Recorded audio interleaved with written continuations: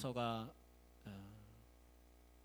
여러분 로마서를 읽어보셨잖아요, 그죠? 네, 로마서를 읽어보셨고 또 아마 뭐 한 번 읽으셨겠습니까? 뭐 아마 수십 번 읽으신 분도 계실 건데 로마서를 읽다 보면 조금 어렵습니다. 그런 생각 해보신 적 있으세요? 네.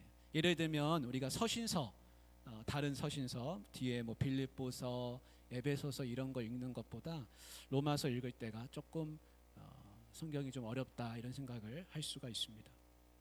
우리가 한 말씀 한 말씀 잘 곱씹고 묵상하면서 읽다 보면 다 소화가 잘 될 줄 믿습니다. 6장에서는 죄로부터 해방 이야기를 했습니다. 죄로부터 너희는 다 해방되었다.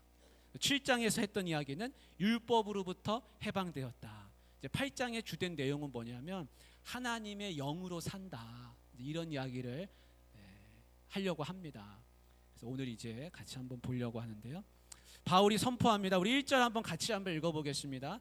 그러므로 이제 그리스도 예수 안에 있는 자에게는 결코 정죄함이 없나니. 아멘. 예수 안에 있으면 정죄함이 없습니다. 여러분, 정죄는 뭐 하는 거예요? 넌 죄인이야. 너는 죄 졌어. 쉽게 얘기하면 넌 죽어야 돼. 그런 이야기입니다. 그런 이야기 듣고 좋아할 사람 아무도 없죠? 근데 바리새인이 늘 그렇게 했습니다. 바리새인들이 나는 이렇게 해서 의롭고 율법을 지켜서 이렇게 해서 사는데 왜 너희는 못 지키냐? 이러한 거 지켜야 한다, 지켜야 한다, 지켜야 한다. 그거를 강조하면서 그렇게 살았습니다. 그렇게 대표적인 바리새인이 누굽니까? 바울이에요. 바울이 바리새인이에요. 보통 바리새인 아니고 정통 바리새인. 그리고 바리새인 중에 바리새인이고 집안도 그렇고 어려서부터 그걸 배웠고 온 몸이 율법입니다. 그러니까 2000년 전 당시에 그 유대 사회에서는 율법이 모든 걸 지배하는 거예요. 지금 우리가 율법 이렇게 하면은 이게 잘 와닿지가 않아요. 우리는 이 율법을 조금 다르게 해석하는 게 좋습니다. 내 안에 있는 여러 가지 내가 지켜야 하는 거, 해야 하는 거, 세상이 하라고 하는 거, 온갖 도덕적인 명령, 종교적인 어떤 행위들, 그런 모든 것들을 다 율법이라고 우리가 뭉뚱그려서 얘기할 수 있어요. 왜냐하면 2000년 전에 그 율법의 지배 아래 가득한 사회였기 때문에 그렇습니다. 바울은 그 사회에서 살았고 자랐고 지금 그리스도인들에게도 이 율법의 지배를 받아서는 안 된다라는 것을 이제 명확하게 하기 위해서 지금 이런 이야기들을 하고 있습니다. 율법의 기능은 뭐냐면 죄를 깨닫게 합니다. 근데 죄를 깨닫게 하려면 정죄해야 돼요. 네가 죄인이라는 거를, 넌 죄인이야라는 걸 깨우치려고 하면 율법이 어떻게 되냐면 넌 죄인이야. 너 죄 졌어. 그 정죄를 먼저 해야 됩니다. 잠이 살살 오시는 것 같아요. 눈이 반쯤 감기셔서 계시는데 점심 잘 드셨습니까? 예, 점심 잘 드셨죠? 예. 그래서 율법은 끊임없이 정죄합니다. 정죄하고 그 죄를 더 죄되게 하는 것이 율법이에요. 나 안 그랬어 이러면 아니야 너 이렇게 했잖아. 맞아 나 그렇게 했어. 죄를 계속 찾습니다. 그래서 지난번에 그런 얘기했죠. 율법은 마치 돋보기 같다. 돋보기. 그냥 보면 바닥이 지금 깨끗하잖아요. 우리 교회 바닥. 근데 돋보기 가지고 보면 분명히 뭔가 있을 거예요. 더러울 거예요. 근데 이 바닥만 그러겠습니까? 나도 그래요. 나도 깨끗한 것 같지만 돋보기 가지고 와서 누가 들여다보면 왜 안 씻었냐? 씻어라. 그럴 겁니다. 근데 율법이라는 게 딱 돋보기예요. 다 들여다보는 겁니다. 너 이렇게 했지.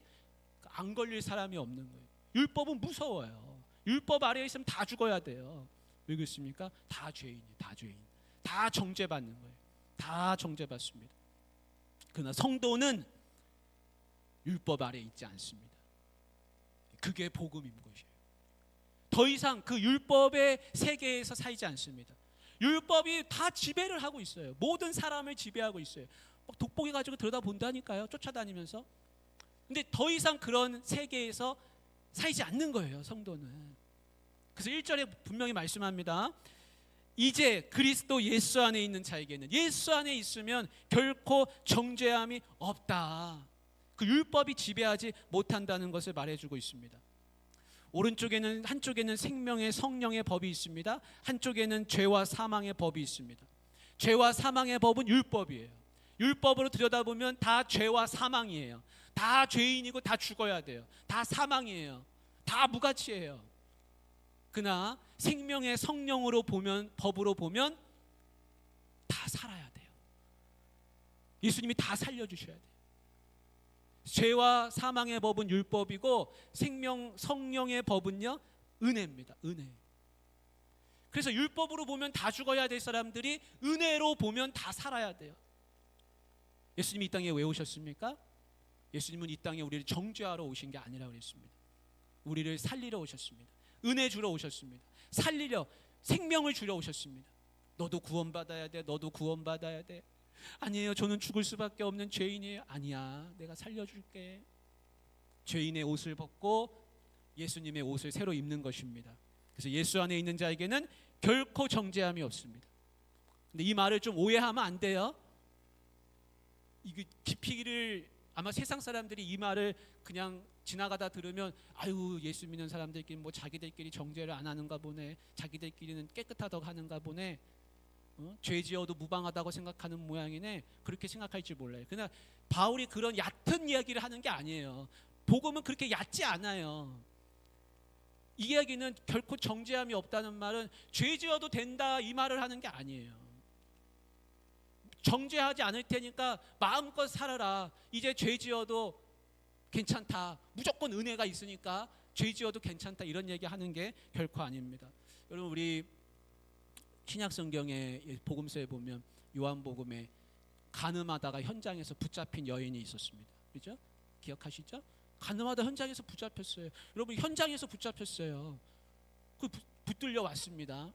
그리고는 동네 사람들이 그 사람을 심판하는 거예요. 이런 여자 죽여야 합니다. 남자는 없죠. 여자만 데려다 놓고 죽여야 한다고. 모세의 법에는 죽이라, 돌로 치라 했다고요. 투석형을 해라. 돌무덤을 만들어서 이런 여자는 없애야 된다.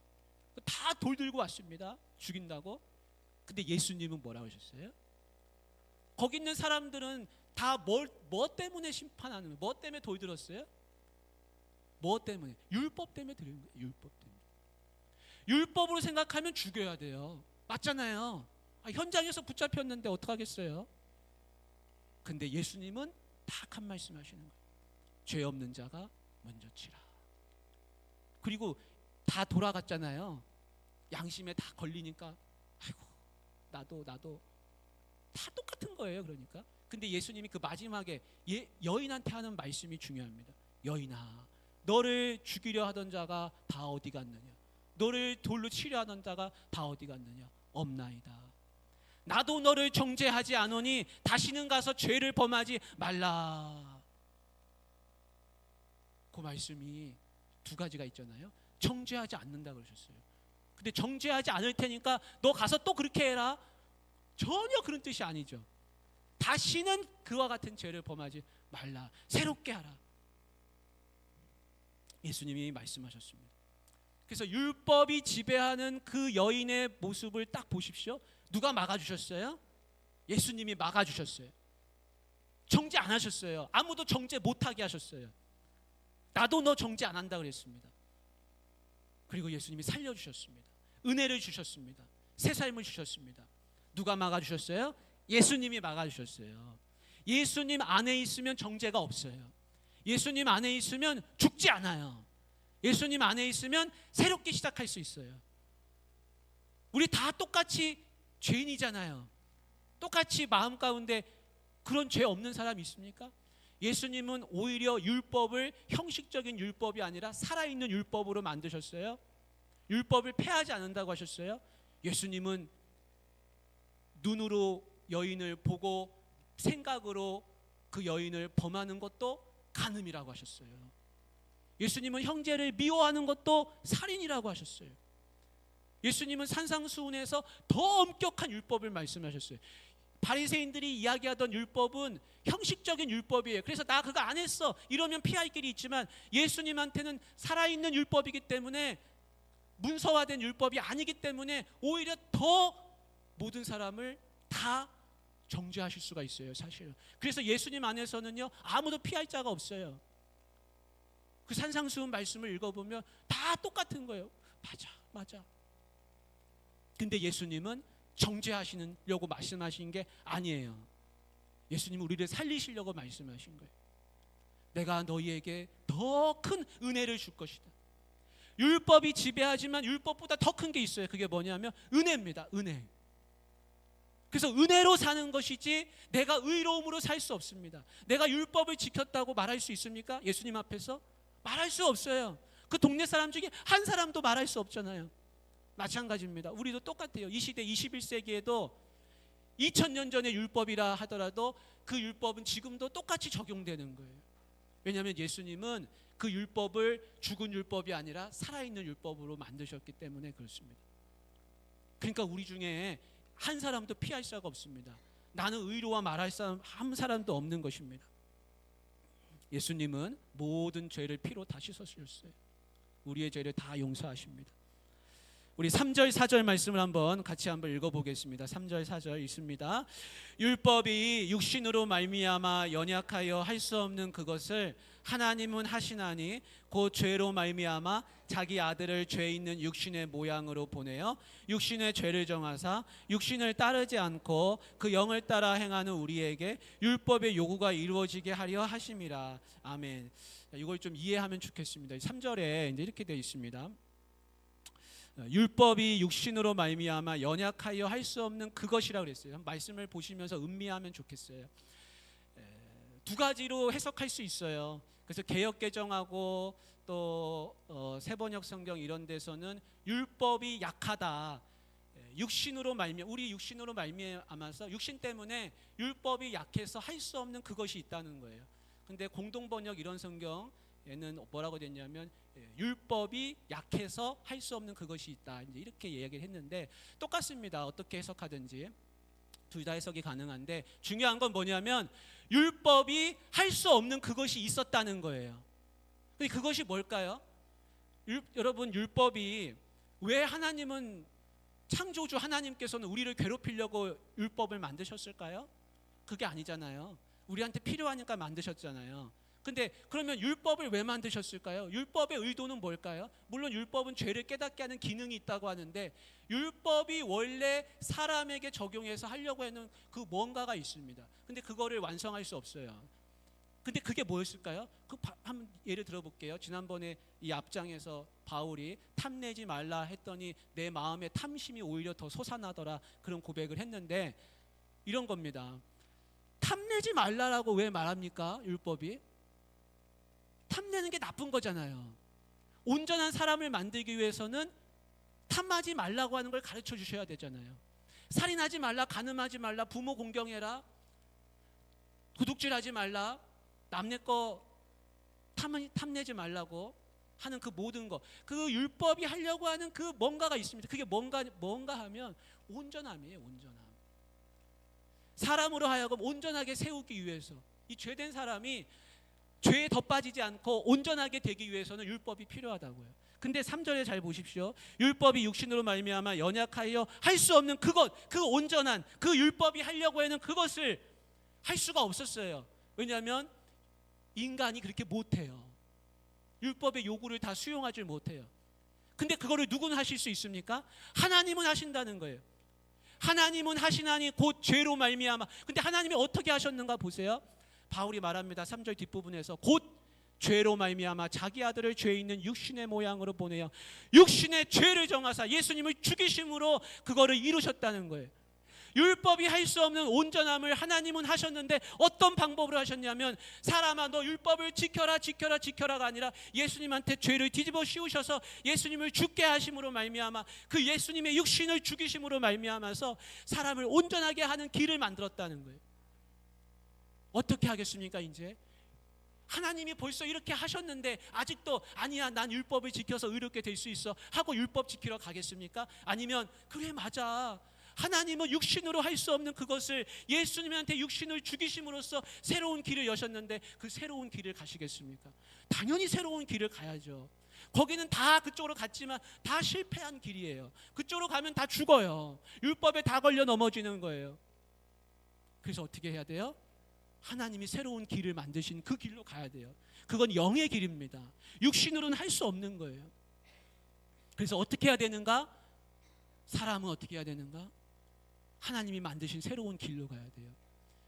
만약에 예수님이 이 땅에 오셔서 율법으로, 육신으로 우리가 율법을 지켜가지고 의롭게 될 수 있는 길이 있다고 한다면 예수님은 이 땅에 오셔서 죽으실 필요 없죠. 예수님은 이 땅에 오셔서 어떻게 하면 너희가 율법을 더 잘 지킬 수 있는지를 가르쳐 주셨을 겁니다.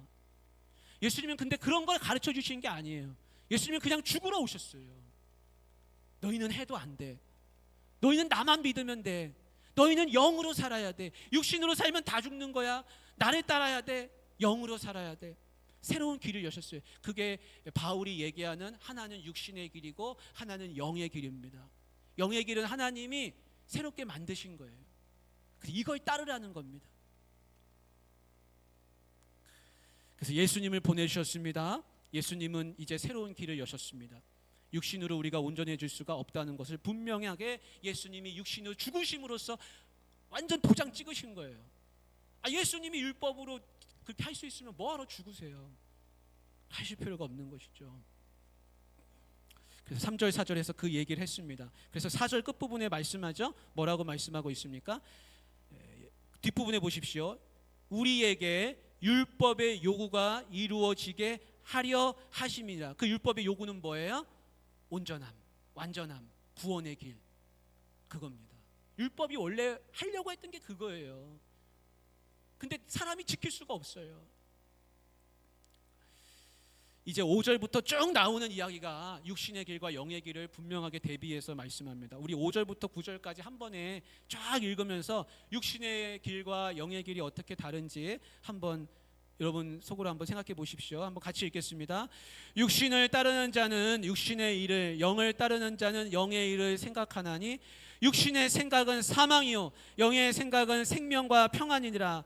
육신의 생각은 하나님과 원수가 되나니 이는 하나님의 법에 굴복하지 아니할 뿐 아니라 할 수도 없음이라. 육신에 있는 자들은 하나님을 기쁘시게 할 수 없느니라. 만일 너희 속에 하나님의 영이 거하시면 너희가 육신에 있지 아니하고 영에 있나니 누구든지 그리스도의 영이 없으면 그리스도의 사람이 아니라. 아멘.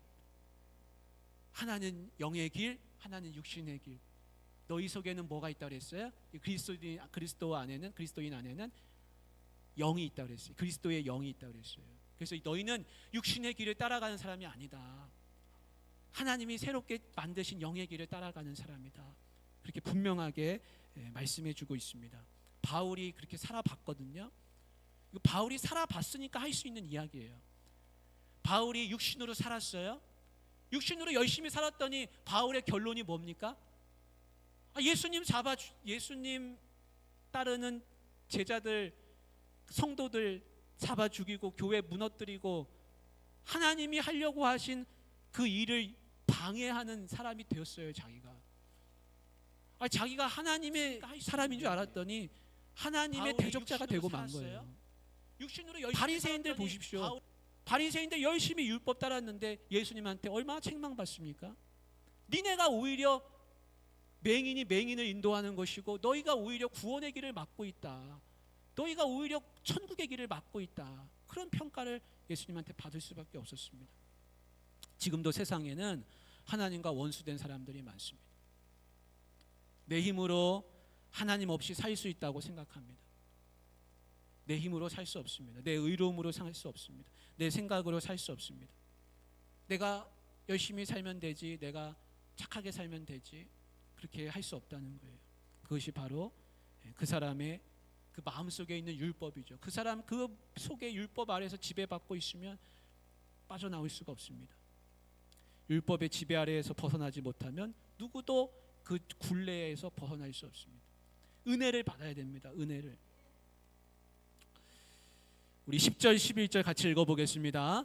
또 그리스도께서 너희 안에 계시면 몸은 죄로 말미암아 죽은 것이나 영은 의로 말미암아 살아있는 것이니라. 예수를 죽은 자 가운데서 살리신 이의 영이 너희 안에 거하시면 그리스도 예수를 죽은 자 가운데서 살리신 이가 너희 안에 거하시는 그의 영으로 말미암아 너희 죽을 몸도 살리시리라. 아멘. 우리 다 죽습니다. 다 죽습니다. 우리는 죄 아래에 있기 때문에 죽습니다. 그러나 영으로 말미암아 또 살아납니다. 내 의가 아니라 예수님 덕분에 사는 겁니다. 두 가지 뜻이 있죠. 내 몸은 죽지만 내 영혼은 산다는 뜻도 있고, 몸으로 사는 게 아니라 성령으로 산다, 그런 의미도 있습니다. 여러분, 성령으로 사시길 바랍니다. 하나님의 영으로 사시길 바랍니다. 육신으로는 살 수 없어요. 육신으로는 아무리 노력해도 안 되는 거예요. 그러니까 우리가 구할 건 뭡니까? 하나님, 내게 성령 충만케 해주십시오. 내 능력으로 살지 않게 해주십시오. 내 입에서 내 힘으로 산다 소리 나오지 않게 하시고, 은혜 받아 살게 하시고, 하루하루 성령 충만함으로 그저 하나님 거저 주시는 그 은혜로 살게 해달라고 우리는 기도할 수밖에 없습니다. 우리 안에 계시는 성령께서 우리를 살려주시는 줄 믿습니다. 하나님의 영이 우리를 부활케 하신다고 그랬어요. 우리의 몸도, 죽을 몸도 다시 살리신다고 그랬습니다. 육신의 길을 따르면 여러분 소망이 없습니다. 나도 은혜, 저분도 은혜, 우리 서로 은혜만 사모할 수 있기를 원합니다. 그래서 성도는요, 우리 이렇게 다 모여서 같이 있지만 여기서 누가 의로운가? 아무도 의로운 사람 없습니다. 누가 더 똑똑한가? 똑똑한 사람 아무도 없습니다. 똑똑하다고 생각하는 순간 교만해집니다. 누가 지식이 많은가? 누가 많이 배웠는가? 학교 누가 더 오래 다녔는가? 그거 아무 상관없습니다. 누가 성령 충만한가?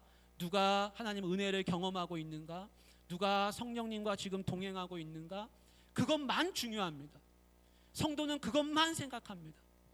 누가 부자인가? 그거 아무 상관없습니다. 누가 성령 충만한가? 누가 기도 열심히 하고, 누가 말씀 열심히 보고, 누가 하나님 앞에서 깨어있고, 그것만 생각해야 됩니다. 그래서 우리 믿음의 신앙 공동체 옥포 중앙교회는요, 하나님 보시기에 영으로 사는 교회가 되기 원합니다. 육신을 내세울 수 없습니다. 분쟁할 수밖에 없습니다. 육신 내세우면 교만해집니다. 육신 내세우면 세상 길로 갑니다. 바리새인 됩니다. 육신 내세우면 큰일 납니다. 그래서 우리는 무조건 은혜, 성령 충만, 하나님 거저 주시는 그 은혜, 성령 충만으로만 가득한 우리 옥포중앙교회가 되기를 예수님의 이름으로 축복합니다. 우리 같이 기도하면 좋겠습니다. 하나님, 오늘도 성령 충만케 해주시옵소서. 오늘도 내 의는 드러나지 않